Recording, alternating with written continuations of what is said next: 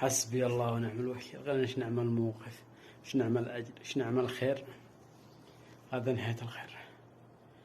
حتى الفرش، حتى البطانية، الشنطة.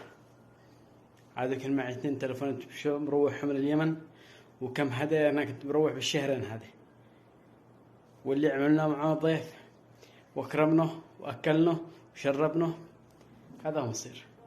حتى بطانية ما خليش بطانية، حتى الشنطة ما خليهاش، حتى الملابس الشخصية ما خليهاش.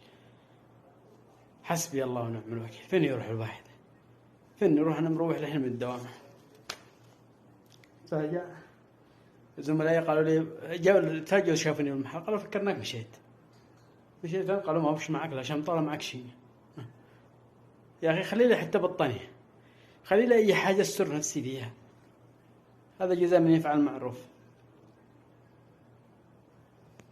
فين نروح الحين ندورك احنا؟ حسبي الله ونعم الوكيل. وملعون ابن ملعون من زاد القبيل بداخل الغربة. ملعون ابن ملعون.